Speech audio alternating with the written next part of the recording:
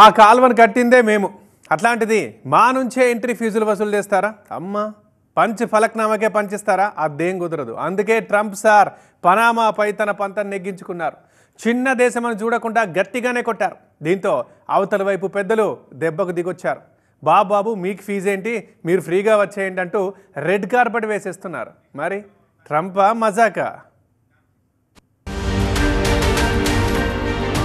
పనామాపై Trump పంత నెగ్గినట్టేనా?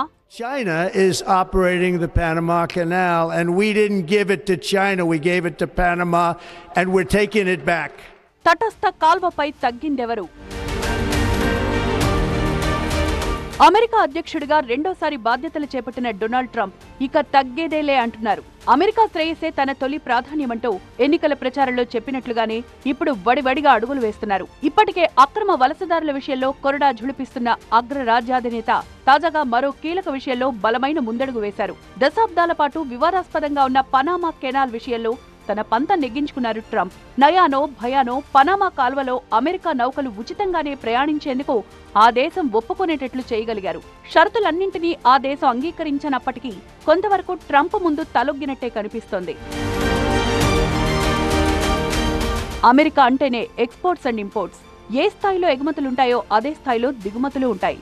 అందులో భాగంగానే భారీ సంఖ్యలో కంటైనర్లతో పాటు అమెరికా నౌకలు పనామా కెనాల్ నుంచి ప్రయాణిస్తూ ఉంటాయి.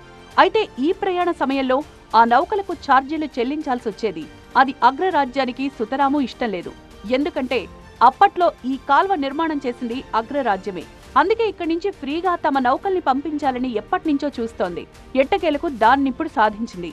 అమెరికా ప్రభుత్వ నౌకలు ఇప్పుడు పనామా కెనాల్ నుంచి ఎటువంటి ఛార్జీలు లేకుండా ప్రయాణించొచ్చని, దీంతో మిలియన్ల డాలర్లు ఆదా కానున్నాయని అమెరికా విదేశాంగ శాఖ అధికారికంగా ధృవీకరించింది. అధ్యక్ష ఎన్నికలకు ముందు నుంచే ట్రంప్ ఈ విషయంలో గట్టిగా ఉన్నారు. అది తాము కట్టిన కాల్వ తామే సుంకాలు చెల్లించాలా అంటూ తీవ్ర స్థాయిలో విరుచుకుపడ్డారు. తాము అధికారంలోకి రాగానే పనామా కాల్వను స్వాధీనం చేసుకుంటామని కూడా స్పష్టం చేశారు. దీనికోసం సైనిక చర్య కూడా వెనకాడబోమని స్ట్రాంగ్ వార్నింగ్ ఇచ్చారు ట్రంప్. దీంతో ఆ చిన్న దేశంలో ఆందోళన మొదలైంది. అనుకున్నట్టుగానే ట్రంప్ అధికారంలోకి రావడంతో అది మరింత ఎక్కువైంది. దీంతో అమెరికాకు కొన్ని రాయితీలు ఇవ్వాలని నిర్ణయించుకుంది పనామా. అందుకే అగ్రరాజ్యపు నౌకలను పనామా కాల్వ ద్వారా రుసుము లేకుండా అనుమతిస్తామని ప్రకటించింది. పనామా పబ్లిక్ సెక్యూరిటీ మంత్రి ఫ్రాంక్ అలెక్స్ తో చర్చించిన అమెరికా రక్షణ మంత్రి పీట్ హెగ్సే ఇక మీదట అమెరికా యుద్ధ నౌకలు ఎలాంటి రుసుము చెల్లించకుండానే పనామా కాల్వ ద్వారా ప్రయాణిస్తాయని స్పష్టం చేశారు.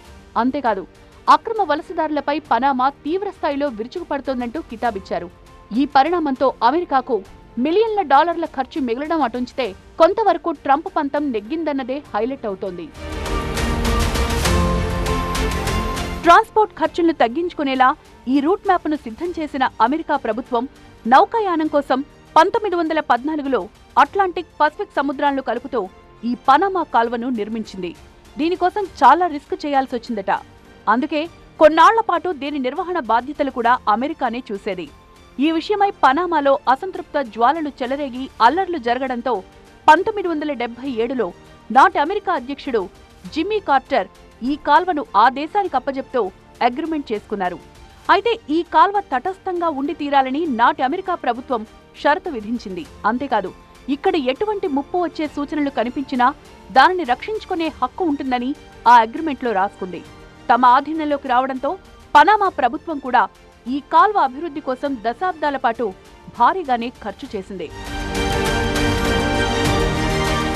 తాము కట్టిన పనామా కాల్వపై అగ్రరాజ్యం ఈ రేంజ్లో పంతం పెంచుకోవడానికి బలమైన కారణం లేకపోలేదు.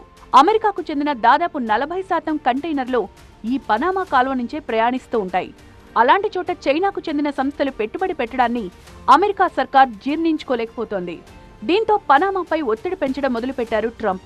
అది తట్టుకోలేక చైనాతో కాంట్రాక్టులు పునరుద్ధరించుకోబోమంటూ పనామా అధ్యక్షుడు జాస్ రౌల్ మోలినో హామీ ఇవ్వాల్సి వచ్చింది. అయితే పనామా కాల్వ విషయంలో పంతం నెగ్గిన ఆ దేశ వ్యవహారంలో ట్రంప్ ఇప్పటికీ అసంతృప్తిగా ఉన్నారట. కాకపోతే కొన్ని షరతులకైనా పనామా అంగీకరించడంతో మెత్తబడ్డట్లు తెలుస్తోంది. అయితే అప్పుడే ఏమైంది? ముందుంది పనామాకు ముసళ్ల పండగ అనేవారు లేకపోలేదు.